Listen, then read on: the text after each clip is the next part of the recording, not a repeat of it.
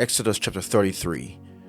Then the Lord said to Moses, Depart and go up from here, you and all the people whom you have brought out of the land of Egypt, to the land of which I swore to Abraham, Isaac, and Jacob, saying, To your descendants I will give it, and I will send my angel before you, and I will drive out the Canaanite, and the Amorite, and the Hittite, and the Perizzite, and the Hivite, and the Jebusite.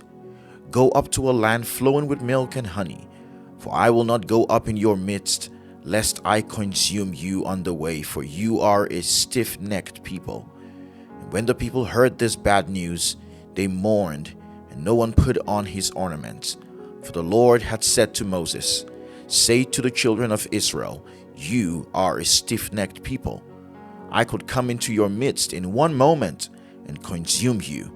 Now therefore take off your ornaments, that I may know what to do to you. So the children of Israel stripped themselves of their ornaments by Mount Horeb. Moses took his tent and pitched it outside the camp, far from the camp, and called it the tabernacle of meeting. And it came to pass that everyone who sought the Lord went out to the tabernacle of meeting which was outside the camp. So it was, whenever Moses went out to the tabernacle, that all the people rose, and each man stood at his tent door and watched Moses until he had gone into the tabernacle. And it came to pass, when Moses entered the tabernacle, that the pillar of cloud descended and stood at the door of the tabernacle, and the Lord talked with Moses. All the people saw the pillar of cloud standing at the tabernacle door, and all the people rose and worshipped, each man in his tent door. So the Lord spoke to Moses face to face, as a man speaks to his friend, and he would return to the camp. But his servant Joshua, the son of Nun, a young man, did not depart from the tabernacle. Then Moses said to the Lord, See, you say to me, Bring up this people, but you have not let me know whom you will send with me. Yet you have said, I know you by name, and you have also found grace in my sight.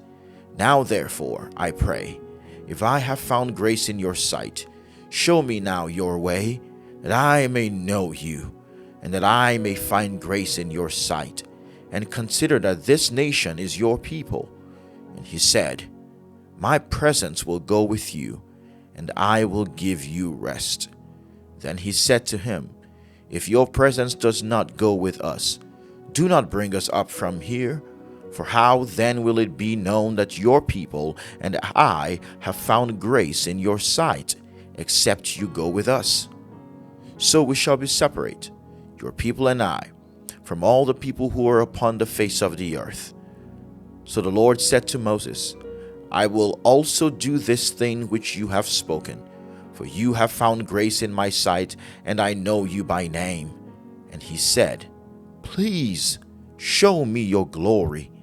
Then he said, I will make all my goodness pass before you, and I will proclaim the name of the Lord before you. I will be gracious to whom I will be gracious, and I will have compassion on whom I will have compassion. But he said, You cannot see my face, for no man shall see me and live.